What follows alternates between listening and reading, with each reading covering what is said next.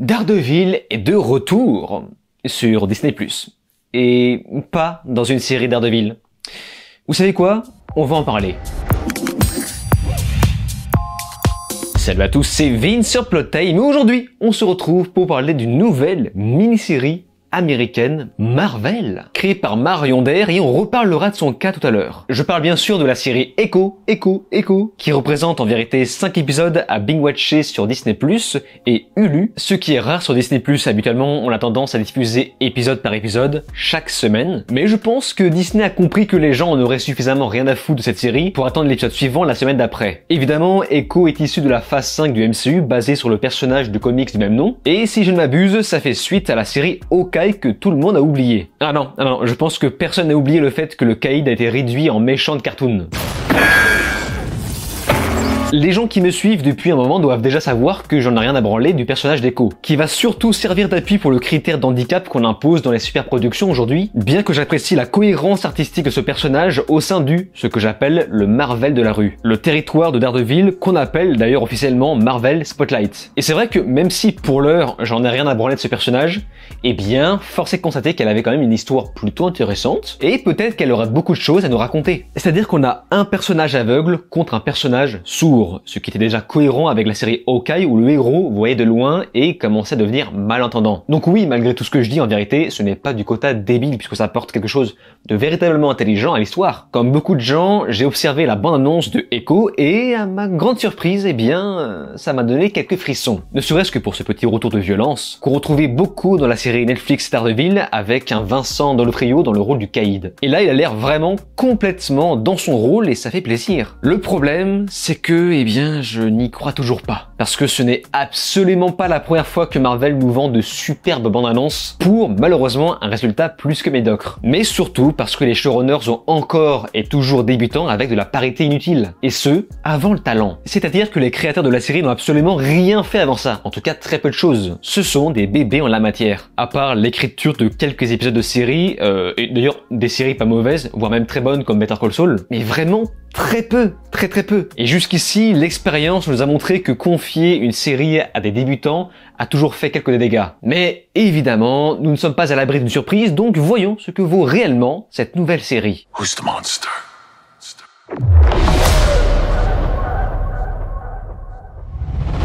Nous suivons l'histoire de Maya Lopez, une muette amérindienne qui a grandi aux côtés du Caïd. Alors qu'elle a décidé de trahir Wilson Fisk, elle va devoir affronter tous ces stéréotypes amérindiens imaginés par des blancs pour affronter le présent. Bon, alors, je lance la série et je me dis, ouf, l'introduction est un petit peu pourritos. C'est pas méchant évidemment, pourritos c'est un mot un petit peu mignon. Mais quand même, faut dire que l'ambiance qu'on pose ne me fait déjà pas beaucoup bander. Et tu sens immédiatement à quel point on n'est pas dans le même ton mature de la série originale Daredevil. De plus, il fallait que je m'habitue au fait de coller des sous-titres en permanence dus à l'héroïne muette. Ouais, il faut s'habituer à ça. Hein. Et lorsque la série continue, je me rends compte que même si on a fait l'effort d'ajouter beaucoup de contexte autour du personnage, on a quand même ce petit ressenti mainstream made in Disney+.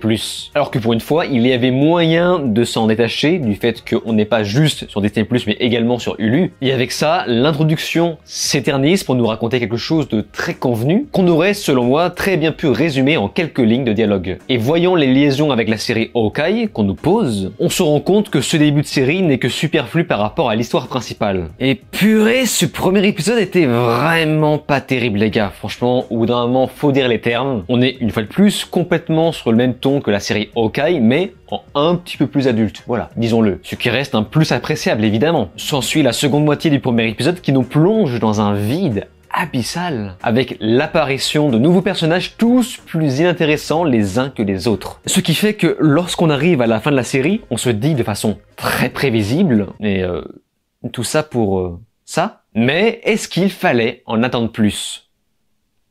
Évidemment que non. De la part d'Echo, je n'attendais rien d'autre qu'une série cliché qui n'a pas grand chose à raconter, si ce n'est évidemment boucher les trous pour le MCU. Heureusement, nous avons Vincent D'Onofrio de retour dans son rôle de Caïd, aux côtés de Charlie Cox dans le rôle de Daredevil, même si on ne le voit que 2 minutes. Et ça sera malheureusement le seul véritable intérêt de cette nouvelle série. En tout cas, si on accepte le fait que la qualité de réalisation sera bien inférieure à la série de base. Finalement, la scène visible dans la bande-annonce où le Caïd casse la figure du marchand de glace est la seule scène en tout cas pour moi, qui m'aura en quelque sorte donné de l'effet. Et pour ça, je pense qu'on peut à nouveau remercier le talent d'acteur de Donofrio.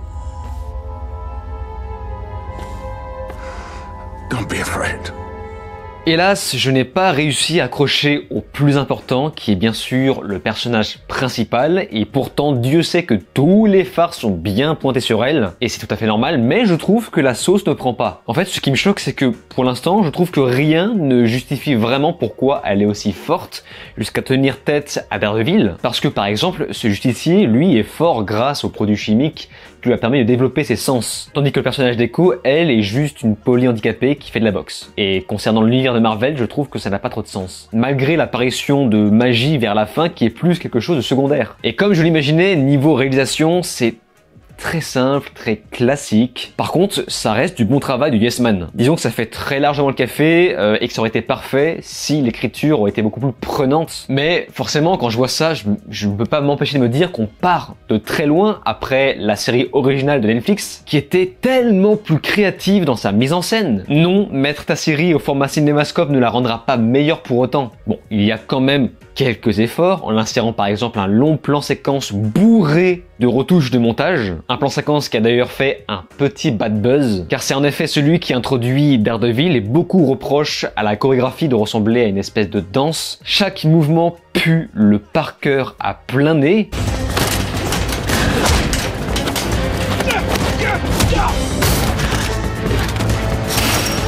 Et à ça s'ajoute une Alaqua Cox, donc l'actrice principale, qui a l'air d'avoir pris un peu de poids par rapport à la série précédente, donc Hawkeye, ce qui prouve qu'il n'y a pas eu de réelle préparation pour cette série. En fait, ce que je reproche plutôt aux scènes d'action, c'est le fait qu'on ne ressente rien, ni l'impact, ni le goût, ni l'odeur, ni la saveur. Si vous ajoutez à cela le bruit et l'odeur, tout est d'une fadeur extraordinaire avec un ton fortement prévisible. Par contre, petit point que j'ai apprécié, c'est le fait que la série soit quand même violente, enfin en tout cas juste ce qu'il faut, à tel point que la façon dont c'est amené m'a paru parfaitement naturelle. Bon, par contre, il faut vraiment rappeler au showrunner que un plan de face d'un personnage qui tire, avec le bruit de l'ennemi derrière qui s'écroule, c'est évidemment un plan qui nous explique que l'antagoniste en question n'est toujours pas mort. Et je ne comprends pas comment aujourd'hui on peut encore produire ce genre de cliché. Surtout que bon, petit spoilers, mais ce dont je parle, c'est la fin de Hawkeye où on sous-entend que Echo tue le caïd. Et en fait, le fait qu'il ait survécu à ça n'a pas vraiment de sens. Genre, il survit à une balle dans l'œil. Tu meurs normalement. Autre gros point faible, et oui, je suis désolé, il y a beaucoup de défauts dans cette série, même si elle n'est pas horrible pour autant. Autre gros point faible, les musiques. Et je ne sais pas pourquoi, mais ça m'a immédiatement sauté de la figure lorsqu'on voit l'apparition de Daredevil, très courte encore une fois. On a clairement une musique de commande qui ne m'a pas fait vibrer une seule seconde. À l'exception peut-être du générique, qui lui par contre est vraiment très classe.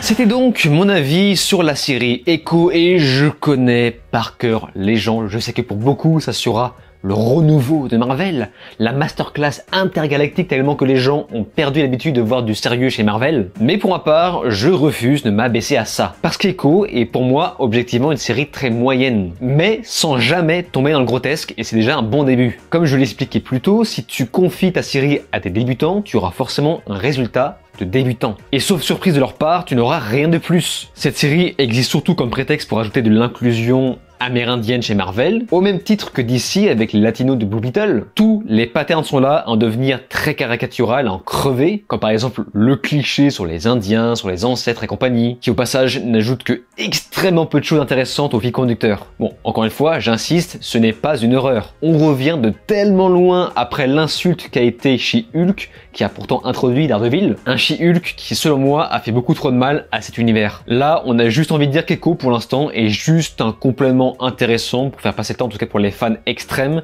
mais sans plus. Et au passage, pour moi c'est bien meilleur que les dernières productions du type Secret Invasion. Donc voilà, je ne recommande pas spécialement Echo, sauf pour les fans hardcore, et ironiquement, je ne recommande surtout pas la série si vous êtes très fan de Daredevil de Netflix. Mais soit, si c'est déjà fait, si vous avez déjà vu la première saison d'Echo, n'hésitez pas à me faire part de votre avis dans les commentaires, et comme à chaque fois, j'y porterai attention. Et c'est donc sur ces mots qu'on se laisse. N'oubliez pas de vous abonner à ma chaîne YouTube, cliquez sur la cloche, souscrire si vous pouvez, et de me rejoindre sur les réseaux sociaux.